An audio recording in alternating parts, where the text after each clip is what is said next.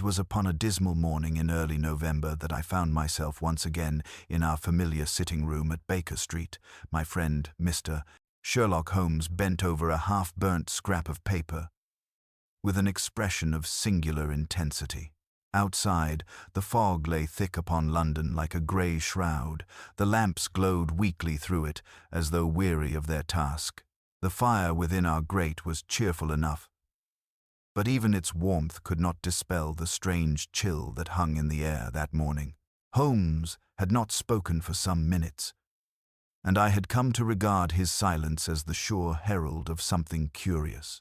Upon the table lay an open letter bearing the seal of Scotland Yard, and beside it a folded newspaper with a headline scrawled in pencil: "A grave disturbance in Wandsworth Cemetery." "You have read of it, Watson?" he asked suddenly, without looking up. "I have," I replied, reaching for my cup. "A grave found empty, I believe. The coffin never placed within, or stolen thereafter. Lestrade must be quite beside himself." Holmes smiled faintly, that peculiar smile which always preceded one of his sardonic observations. "Lestrade is never beside himself. He merely paces in small, fretful circles.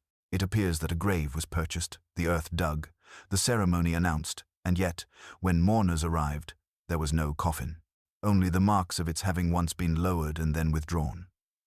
"A hoax, perhaps?" "A hoax, yes, though not, I suspect, one of a playful nature. Graves are not dug, filled and unfilled without purpose." He turned the half-burnt scrap toward me. "Observe, Watson, this fragment recovered by the groundskeeper. The edges are charred, but one line remains: the hour of the 6th bell beneath the elm." I frowned. "A meeting place, perhaps?" "Possibly," said Holmes, rising and pacing before the hearth. "Yet the paper's watermark is from a chemist in Soho, not the stationery of a common correspondent. We are dealing with one who writes his secrets upon laboratory stock, a curious affectation." Just then, the doorbell rang, and Mrs. Hudson announced the arrival of Inspector Lestrade. He entered, his face ruddy from the cold, his bowler hat in hand. "Good morning, Mr. Holmes, Doctor. I suppose you've seen the paper?" Holmes inclined his head. "Indeed. And I gather the Yard is at a loss?" Lestrade snorted. "At a loss? The undertaker swears the coffin was delivered and placed. The sexton says it vanished in the night. The family, well, they're fit to be tied. The deceased, a certain Mr. Jonathan Pell, had no enemies that anyone knew of. A retired banker, respectable, punctual. The sort of fellow who paid his taxes and bored his neighbors. And yet," he threw up his hands. Holmes' eyes glittered. "And yet someone took extraordinary pains to prevent his burial. Tell me, Lestrade, was the coffin empty when found?"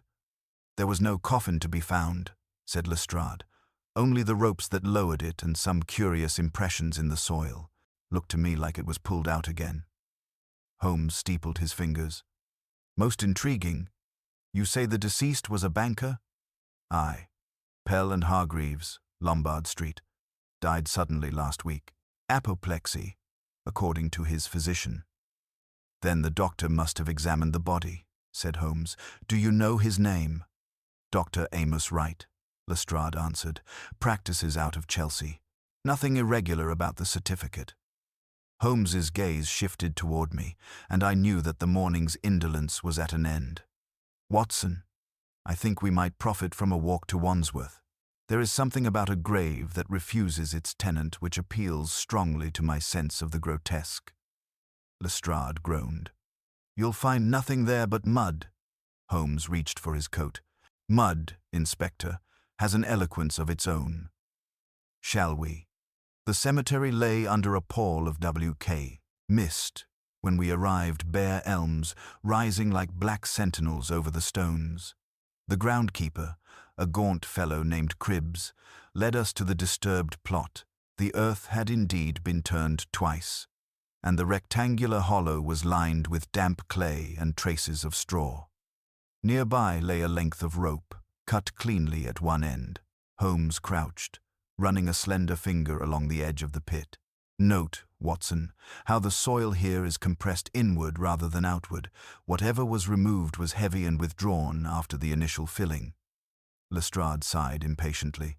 "Aye, a stolen coffin, as I told you. Possibly. Yet look closer." Holmes gestured toward a faint indentation beside the grave, where the grass had been crushed into an oval. A wheel mark, but of what size? Not a barrow, not a hearse. More akin to, yes, an invalid's chair.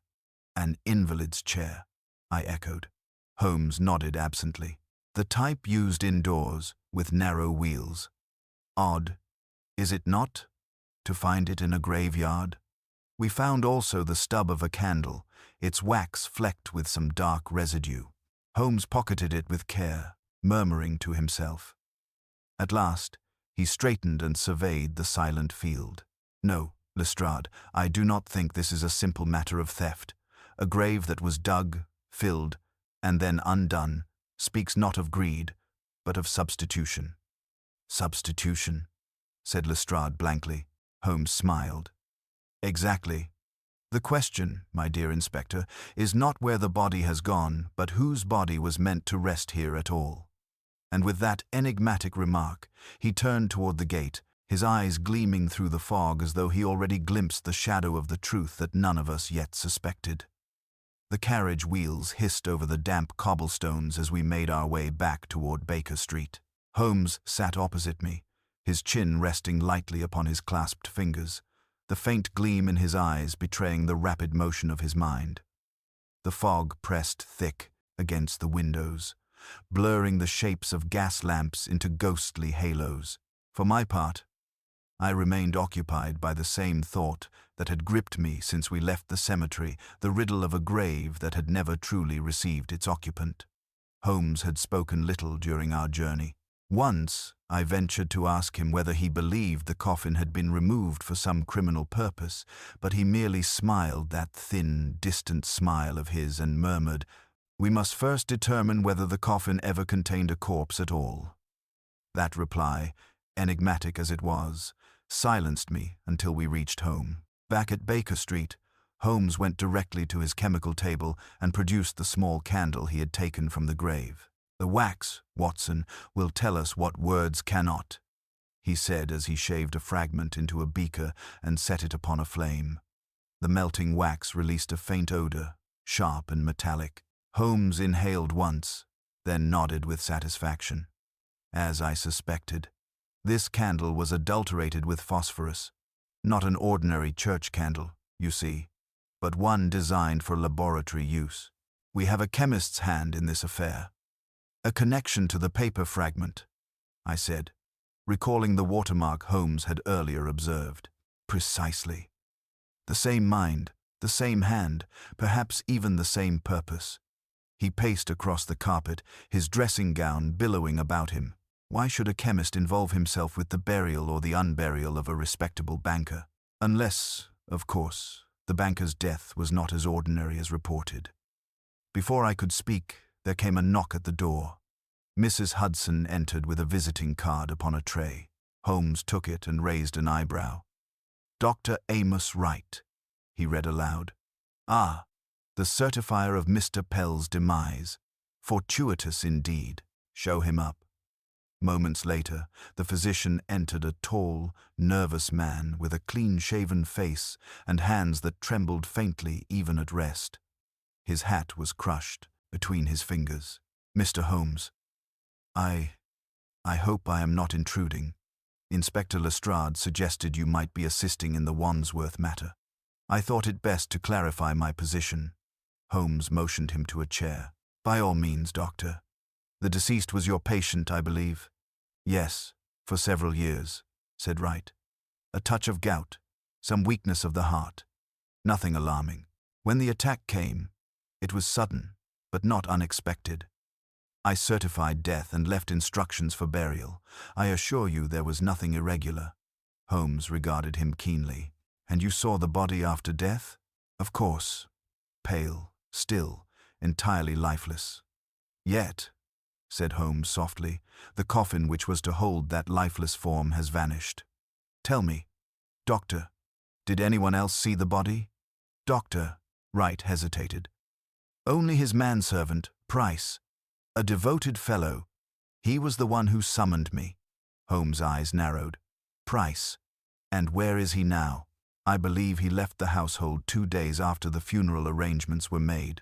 The shock, perhaps. Or the success, murmured Holmes under his breath. Then, rising, he extended his hand. You have been most helpful, Doctor. I would advise you, for your own peace of mind, to remain available should the Yard wish to inquire further. When the physician had departed, I turned to Holmes. You think this manservant is involved? I think, Watson, that the body of Mr. Jonathan Pell may have been more active in recent days than any corpse has a right to be. Tomorrow, we call upon the late banker's residence in Chelsea. If there is truth beneath this soil, we shall unearth it there. Morning light spilled pale and uncertain through the haze as we crossed the Thames toward Chelsea. Holmes had been uncharacteristically quiet since dawn. Sitting opposite me in the hansom with his hands tucked within the folds of his coat and his eyes half closed, as if tracing invisible lines of deduction across the city's misty rooftops. When at last he spoke, it was with that abrupt precision which always signaled the sharpening of his thoughts. Watson, he said, there is something inherently theatrical about the absence of a corpse. It is an act meant not merely to deceive, but to be witnessed as though the perpetrator desired an audience or wished to send a message to those who would look upon the empty earth. Then you think the missing coffin was part of a deliberate demonstration? Perhaps. But let us see whether Mr. Pell's household bears the marks of performance or concealment. The banker's residence stood in a quiet street near the river, solid, respectable, with a polished brass knocker and the air of a place recently tidied to disguise disarray. The door was opened by a maid who seemed reluctant to admit us until Holmes handed her his card with a brief instruction that we were expected by Scotland Yard. Within moments, we found ourselves in a drawing-room dimly scented with dust and lavender, its curtains half drawn, though the morning had brightened. A woman rose to greet us, Mrs. Pell, pale and composed in mourning black. Her eyes were reddened, but there was no trace of confusion or hysteria in her bearing. Holmes inclined his head with grave courtesy. Madam, he said gently, we are investigating certain irregularities connected with your late husband's interment. I hope you will forgive the intrusion. She nodded stiffly. Inspector Lestrade called 2 days ago. He told me of the grave. I scarcely know what to think. My husband's coffin gone? It is monstrous. Indeed, Holmes murmured. May I ask, Mrs. Pell, whether you yourself viewed your husband after death? I did not, she said after a pause. Dr. Wright assured me it was unnecessary.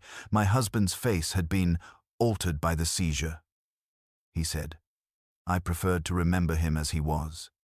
Holmes's eyes flickered toward me, just a fraction, but enough to mark the importance of the admission. And the household staff? He continued. Did anyone remain with the body until burial? Only Price, she said. He was most devoted. Slept in the adjoining room that night, I believe.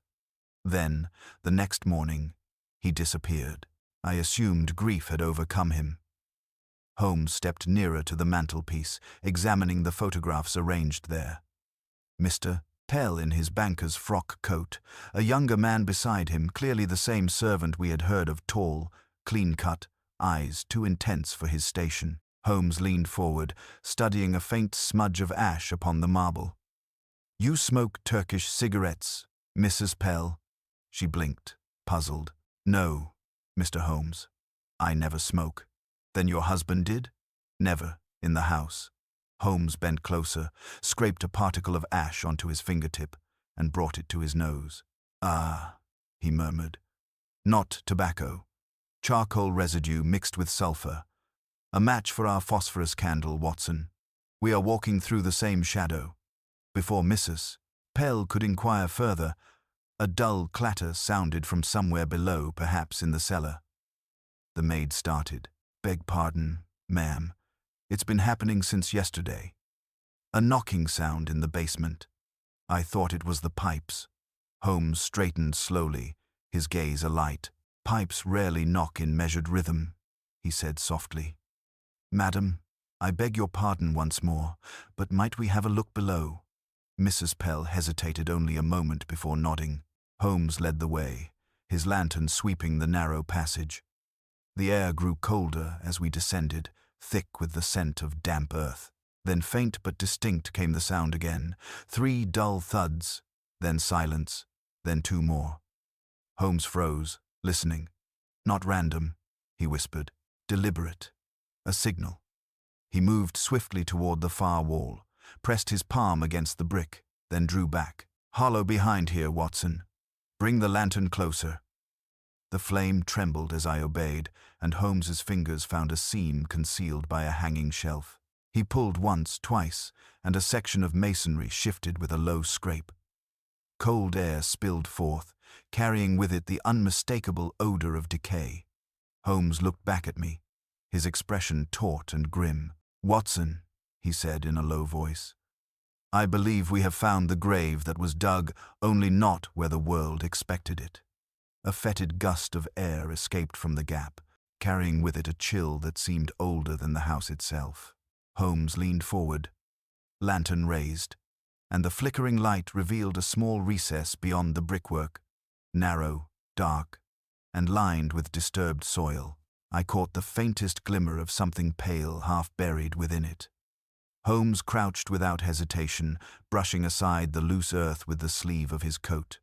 What emerged was unmistakably human. A skeletal hand protruded from the soil, the fingers curled as though reaching for release. The bones were clean, discolored by damp but stripped of flesh long ago. Holmes regarded the sight in perfect composure, his keen eyes darting over the chamber's boundaries. Old remains, he murmured, long before Mr. Pell's supposed death. Observe the condition, Watson. This is no corpse of a week past. These bones have rested here for years. A sudden thought chilled me.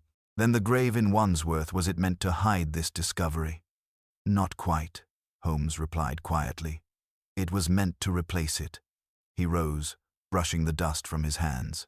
This hidden grave tells us there was a corpse to conceal, but one that no churchyard could legally receive.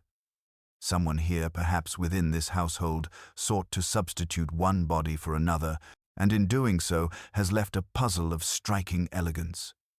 A muffled sound interrupted us, a creak above, as if a footstep had crossed the floorboards.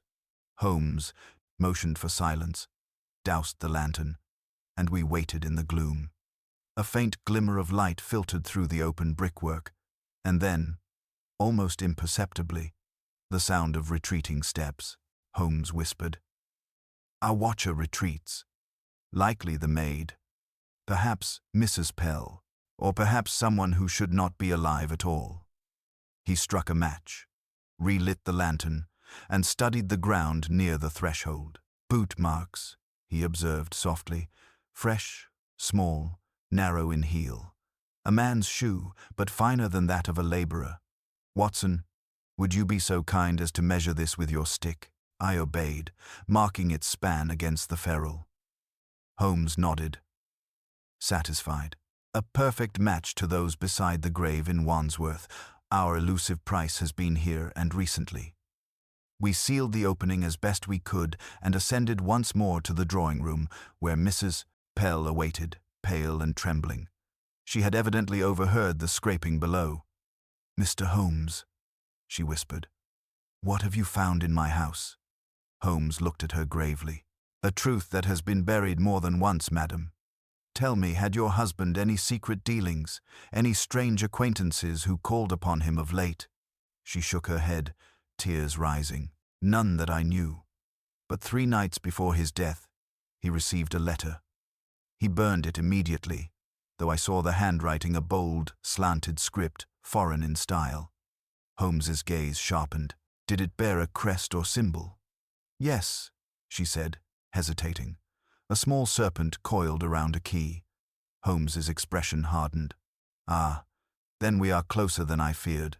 That mark belongs to the Althrop Society, an old cabal of financiers who deal in matters less lawful than banking. They are not murderers by habit, but when secrets rot, they bury them deep.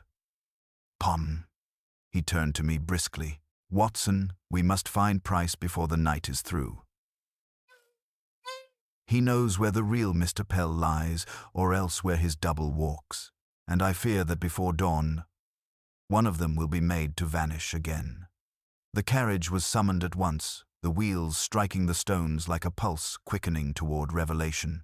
As we drove into the fog, I glanced at Holmes's profile, sharp, austere, unreadable. Whatever game was unfolding, he was already 3 moves ahead, and London itself seemed to hold its breath in anticipation of his next stroke. The fog had thickened to a ghostly pall by the time our cab rattled through the narrow lanes of Lambeth. The lamps glowed dimly through the swirling mist, and each sound seemed amplified: the clip of hooves, the occasional distant cry, the rhythmic ticking of the cab's lantern chain. Holmes sat forward, alert and motionless, his gaze fixed on the shadowed streets ahead. "Price will not have gone far," he murmured. "A servant rarely escapes the orbit of his master's secrets. The man's instincts will draw him back to the place where the deception began." "You mean the laboratory in Soho, the chemist's paper and candle?" I asked. Holmes inclined his head slightly. "Precisely. Pell's dealings with the Althrop Society must have required a safe intermediary, someone of scientific skill and no conscience. Soho provides an abundance of both." We alighted on Dean Street, the air pungent with coal, smoke, and damp. The dim glow of a gas lamp revealed a narrow doorway bearing a cracked sign: C.A. Fench and Co. Chemical Supplies. Holmes's lantern illuminated the grime-smeared windows. Inside, the faint glimmer of bottles and instruments could be seen. He tested the latch. It yielded at once. "Unlocked," he whispered. "A sign of haste or confidence, and either one worth our curiosity." We entered. The shop smelled of acid and stale smoke. A small lamp burned upon a desk, casting long, quivering shadows across the shelves. Holmes's sharp eyes moved over the room across a rack of flasks, the remnants of candle stubs, and a folded coat that bore a dark smear along its sleeve. "Blood," he said softly, examining the stain. "Fresh within the last day. And look here, footprints, narrow in heel, faint drag on the left. Price. Again." We passed into the back room, where the floorboards creaked beneath our steps. Upon a bench lay a heap of chemical instruments, an open notebook, and beside it a curious apparatus resembling a small pump. Holmes turned the pages of the notebook, scanning each with intense concentration. "Formulae, Watson. Most of it routine chloroform, ether, but this..." His voice dropped. "See here. A compound designed to induce paralysis while preserving vital signs. A counterfeit death." I stared. "You mean to say Mr. Pell may not have died at all?" "Not in the ordinary sense," Holmes replied grimly. "He may have appeared dead, certified by his physician, entombed by his wife, only to awaken later under his accomplice's care. A banker who wishes to disappear, perhaps to escape the society's reach, could devise no more efficient vanishing." Before I could respond, a soft shuffle came from beyond the curtain at the far end of the room. Holmes extinguished the lantern in a single motion, plunging us into darkness. There was a rasping breath, a faint metallic clink, and then a voice, hoarse and trembling. Don't come nearer." Holmes struck a match, the flame flaring to reveal a gaunt man crouched beside a cabinet, his clothes disheveled, his face pale and drawn. It was Price. Holmes spoke with calm authority. "You have run quite far enough, my good fellow. The dead man you served has left his grave unfilled, and Scotland Yard is not fond of puzzles. Best you speak now, before they question you less gently." Price's lips quivered. "I didn't mean to harm him, sir.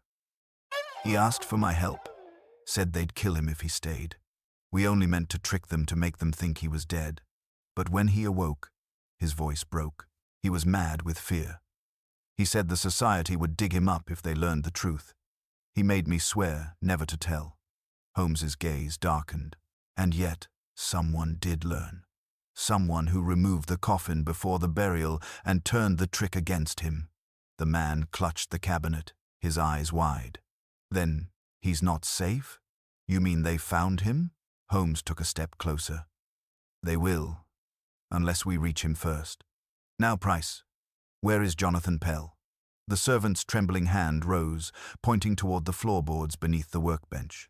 He's here, sir, alive, but barely. We couldn't get him out before they came. Holmes's expression turned cold with urgency. Watson, fetch that lamp. If the banker is still breathing, we may yet exhume a man from his own deception. Holmes moved swiftly, clearing the clutter from the bench while I brought the lamp closer. The boards were hastily nailed, the edges stained with some chemical residue. Holmes produced a small crowbar from the wall rack and began to pry the planks loose with quick, practiced strokes. Each creak echoed like a heartbeat through the still air, until at last the boards gave way and the hollow beneath was revealed. The dim lamplight fell upon a man's face, sunken, grey, yet faintly stirring. Jonathan Pell lay within a crude wooden recess, his eyes half open, his breathing shallow and uneven. A faint odor of ether hung about him. Holmes crouched low, examining the man with brisk precision, then drew from his pocket a small vial. A residual sedative, he muttered. They have kept him subdued, perhaps to maintain his supposed death. Watson, your assistance. I knelt beside him, loosening the collar and feeling for the pulse. It was weak but steady. At Holmes's direction, I applied pressure to the chest and opened the airway. After a minute, a faint groan escaped the banker's lips. His eyes flickered and then fixed upon Holmes with a look of terror so deep it bordered on madness. "Please," he whispered, his voice dry as dust, "don't let them take me again. I saw them under the ground, they were waiting." His words dissolved into a convulsive shudder. Holmes spoke gently, almost soothingly. "You are safe for the moment, Mr. Pell, but you must answer plainly, who are they?" The man clutched at Holmes's sleeve, his fingers trembling. "The society," he gasped. "They said they'd come for me if I spoke. I thought death would hide me, but even the grave was not far enough." His strength failed, and I eased him back against the boards. Holmes rose, his expression set. "He cannot be moved far, but we must secure this place before those devils return. Price, bolt the front door. Watson, hand me that revolver from the shelf." The servant obeyed shakily. "You think they'll come here tonight, sir?" Holmes glanced toward the darkened windows. "They know too much to wait until daylight. The removal of the coffin was their signal, a message to all who try to flee their circle. They'll come to finish what the drug began." He positioned himself beside the door, revolver in hand, every line of his frame drawn taut. The minutes passed in suffocating silence, the only sound Pell's shallow breathing and the faint drip of water from some pipe overhead. Then, faintly at first, we heard it, the soft scrape of a boot upon stone outside, followed by another, and the creak of the door handle testing its strength. Holmes motioned for darkness. We extinguished the lamp, and the room plunged into shadow. A breath later, the door shuddered under a heavy blow. "Police!" Holmes called sharply. "In the Queen's name, stand where you are!" There was a pause, a hiss of air, and then a retreating footstep. Holmes flung the door open and fired once into the night. A cry echoed down the alley, followed by the clatter of running feet. He pursued only a few yards before returning, pocketing the revolver with a grim smile. "A mere scout," he said, "but the main party will not linger. They know the alarm is raised." He shut the door, bolted it, and turned to me. "Watson, tend to our half-dead friend. Lestrade must be summoned at once, and with men enough to hold this place until dawn. For I tell you truly, the grave that was not dug may yet claim one more soul before this night is over." Holmes wasted no time once the door was secured. He crossed the room in a few swift strides and knelt beside Pell again, examining the man's pupils under the faint flicker of a rekindled match. "He's regaining coherence," Holmes murmured. "Good." We may yet learn enough to corner the viper before it slithers back into the dark. I administered another draught of water, and after a few unsteady breaths, Pell's trembling hand rose weakly. "They won't stop," he whispered. "The ledger take it hidden beneath the chemist's floor. It names them all." Holmes's eyes flashed. A ledger? Then this was never merely a false death. This was an escape from knowledge too dangerous to possess. Pell coughed violently, then grasped Holmes's sleeve again. "Price didn't know. I only told him part of it. They had me forge transfers, secret accounts under false names. If I refused..." His voice broke, the rest swallowed by exhaustion. Holmes motioned for silence. "He can say no more, but he has said enough." He turned to Price, whose fear had curdled into despair. "Where is the ledger he speaks of?" I don't know, sir." Price stammered. "He told me to bring him here, said he'd show me when the danger passed." But he never trusted anyone fully. Holmes paced the length of the room, eyes darting from wall to floor. "The chemist's floor," he said. "But which floor? This building hides more beneath it than one layer of boards." He seized the lantern and began tapping the planks near the workbench with his walking stick. The hollow echo changed near the rear corner. He dropped to his knees and pried at the edges until a panel lifted clean away. Beneath, wrapped in oilcloth, lay a small iron box. Holmes carried it to the table. The lock resisted at first, but with a deft turn of his knife, it yielded. Inside lay a thick ledger, its pages dense with handwriting. The names were written in neat, slanted lines: politicians, merchants, and financiers, each linked to the same foreign crest, the serpent and key. "A catalogue of corruption," he murmured. "Blackmail, extortion, false deaths, the entire machinery of the Althrop Society exposed within these pages." Pell was not merely a banker, he was their treasurer and witness. Before we could speak further, a low whistle sounded outside 3 notes, quick and precise. Holmes froze. A signal. The scout calls his pack. He turned sharply. "Watson, guard Pell. Price, if you have any spark of loyalty left, take this ledger and conceal it in the coal chute by the alley door. Go, and be quick." Price hesitated, terror flickering across his features, but Holmes's glare drove him into motion. As soon as he vanished, Holmes extinguished the lantern again, positioning himself by the window. The seconds stretched thin, then a faint crunch of boots approached the rhythm of organized movement. The door shook under the force of a blow, then another. Holmes raised his revolver. "Watson, down!" he hissed. The lock splintered, and a shadow burst through, followed by 2 more. The flash of a pistol ignited the dark, and the crack of return fire filled the air. I saw Holmes's silhouette move with a predator's precision, his shot striking true. A man fell with a strangled cry. Another fled. "Enough," Holmes barked. "They will scatter now that they've met resistance." He reloaded calmly, eyes gleaming in the smoky light. "But we have no time.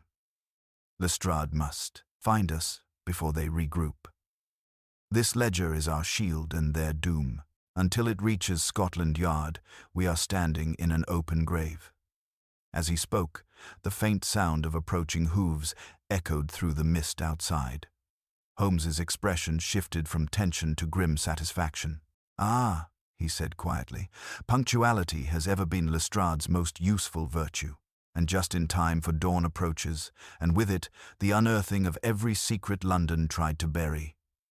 The hooves grew louder, and moments later the unmistakable rattle of a police carriage came to a halt outside. Holmes lowered his revolver, but did not yet holster it. His eyes still on the door, the handle turned sharply, and Inspector Lestrade entered, followed by 2 constables, their boots slick with the wet mist of early dawn. "Holmes," Lestrade began, glancing about the wrecked chemist's shop, "when you send word of a matter urgent enough to wake half of Scotland Yard, I expect no less than mayhem, and you never disappoint." Holmes gestured toward the fallen assailant near the threshold. "Your punctuality may have saved 3 lives, Inspector. The man on the floor belongs to the Althrop Society, an organization whose affairs have, until now, been buried, quite literally. Lestrade bent over the body, turning the man's face toward the weak light. Never seen him before? You're saying this lot ties to the banker's grave business? Holmes nodded. Jonathan Pell was no mere victim of circumstance. He orchestrated his own death to escape the society's grasp. But someone among them discovered the ruse and sought to reclaim what he had stolen, his knowledge. He motioned toward the table, where the iron box still lay open. The ledger is the heart of it all. Guard it with your life, Lestrade. It contains enough names to rattle Parliament. Lestrade's eyes widened as he glanced at the entries, but Holmes had already turned his attention back. Pell. The banker stirred faintly, blinking against the growing light. Holmes knelt beside him. You are safe now, Mr. Pell. The Yard will see to your protection, but I must have one last truth. How did they find you? The man's lips trembled. Someone from the inside. They always have someone watching. The chemist Finch, he wasn't one of them at first. They got to him. His voice cracked, a faint tremor running through his frame. He told them where I was hiding. Finch? Lestrade repeated. The owner of this place. Holmes rose. Yes, though his loyalty shifted with the wind. And if my deduction holds true, he is still near, too near. The scout's signal was for him. At that moment, a sudden crash echoed from the adjoining alley. One of the constables moved to the rear door, but Holmes was faster, slipping through the passage like a shadow. I followed, my heart hammering. The first grey streaks of dawn had begun to pierce the fog, and within their faint glow we saw a man darting across the cobblestones, a short, stooped figure with a leather satchel clutched to his chest. "Stop in the name of the law!" Lestrade shouted, but the man only ran faster, disappearing behind a stack of crates. Holmes pursued with astonishing agility, vaulting the debris and seizing the fugitive by the collar just as he reached the street's end. The satchel burst open as they struggled, scattering papers that fluttered like wounded birds into the damp air. Holmes dragged the man into the open, wrenching the satchel free. "Mr. Finch, I presume," he said coldly. "A chemist by trade and a coward by inclination." Finch's face was pale, his breath ragged.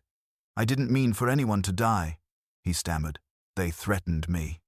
They said if I didn't hand him over." Holmes tightened his grip.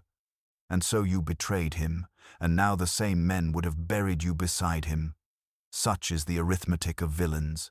He turned the satchel over to Lestrade, who sifted through the contents. "Receipts, bank drafts, shipping orders," he muttered, "all connecting the society's funds to half the lords of the city." Holmes straightened, his tone measured.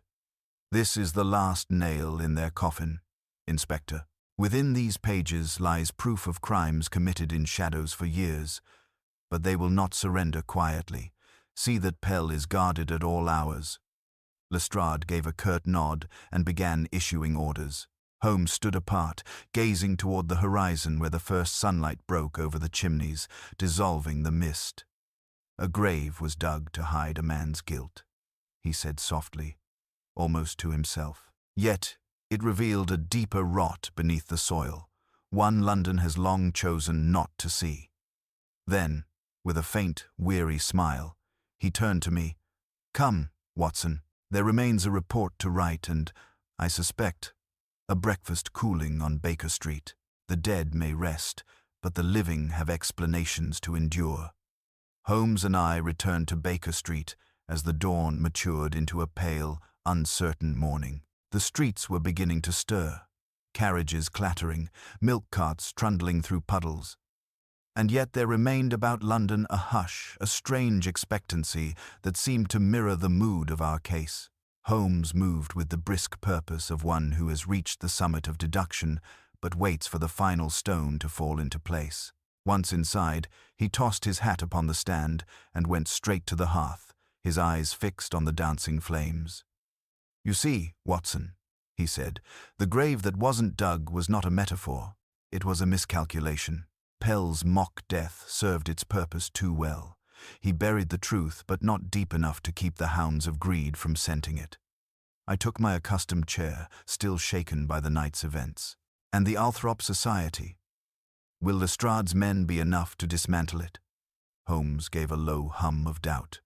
Enough to frighten the lesser vermin, perhaps. But organizations built on blackmail are like hydras. My dear fellow, cut off one head, and another sprouts in the shadows. No. I imagine the society will retreat for now, shedding its skin and biding its time. But the names in that ledger will haunt more than one gilded drawing room before the week is out. He drew from his pocket a folded slip of paper and studied it with a faint smile. And here lies the final irony. This note, recovered from Finch's satchel, is written in Pell's own hand, a list of withdrawals made under fictitious identities. But see this name, A. Wright. The good doctor who certified the banker's death was more deeply entangled than we supposed. Dr. Amos Wright? I exclaimed. Surely not, he seemed merely careless, not complicit. Holmes turned toward me, the gleam of triumph tempered by weariness. He was the society's physician, Watson. He signed false death certificates for more than one vanished man. Pell's plan depended on him. But when the doctor realized the ledger might expose him, he betrayed the banker to the chemist. Every step of this puzzle was a circle of betrayal feeding upon itself. A knock at the door interrupted us. Mrs. Hudson entered with a telegram, which Holmes opened and read aloud. Lestrade to Holmes Wright found dead in his surgery. Apparent suicide. Society members fled their residences. Ledger secured. Your deductions confirmed. Holmes folded the message with deliberate calm. There it is, he said softly. The society devours its own. Wright silenced himself, or was silenced to preserve the illusion of order. Pell's death, his resurrection, and now Wright's final act, each fits perfectly into the grim arithmetic of fear. I studied my friend as he spoke. His features, usually so precise, softened under the flicker of the firelight. And Mr. Pell? I asked quietly. He will live, said Holmes. Under another name, I imagine. And in a quiet corner of the world, where finance and deceit no longer intermingle. The Yard has him under guard until the Crown decides how to proceed. The price of his freedom will be the ruin of those he once served. He reached for his pipe, filling it thoughtfully. You know, Watson, there is a peculiar symmetry to this affair. A man who faked his death to preserve his conscience, only to find that death itself was more merciful than the life he escaped. There's a lesson there about graves and guilt, though I shall leave its moral to you. The room filled with the familiar scent of tobacco as the morning sun pushed its way through the fog outside. Holmes leaned back, eyes half closed, the ghost of a smile playing on his lips. I fancy, he murmured, that the next case will prove less sepulchral, perhaps something involving jewels or cats. I laughed in spite of myself. Until then, Holmes, I'll content myself with the knowledge that you've once again unearthed truth where others found only dirt. He inclined his head, the faintest glimmer of amusement lighting his face. Truth, my dear Watson, is rarely buried for long. It merely waits for the right hand to uncover it. The fire crackled softly, and beyond the foggy panes of Baker Street, London resumed its restless hum, its secrets, for the moment, safely returned to the earth. Holmes remained seated for some time after his last remark, the pipe smoke curling upward like faint grey ghosts dissolving into the ceiling. I thought the case concluded, and yet there was something in his stillness, a narrowing of the eyes, a tightening at the corner of the mouth that told me his mind had not entirely released its hold upon the matter. You suspect there's more to this than what we've seen, I ventured. He inclined his head slightly. A residue of unease, Watson. Every problem leaves a scent behind, faint but distinct. The suicide of Dr. Wright closes the case too, neatly. The Althrop Society are not sentimental men. They tidy their affairs, yes, but they seldom waste a useful pawn. Before I could respond, there came a light knock at the door. Mrs. Hudson appeared, pale and anxious. "A message, Mr. Holmes, brought by a boy who said it was urgent." Holmes took the envelope and held it to the firelight. The wax seal bore the serpent coiled about a key, the very emblem we had seen upon Pell's letter. He opened it without hesitation, scanning the single line within. His face darkened. "Watson," he said quietly, "Lestrade's men have lost Pell." I rose in disbelief. "Lost him? But you said he was under guard." "So he was," Holmes replied, "until an hour ago, when a physician from the Yard's medical bureau arrived with proper papers for his transfer to hospital care. The guards, seeing the credentials, complied. And now, both patient and doctor have vanished." He snatched his coat from the peg and strode toward the door. "Come, Watson, there's still a trail to follow.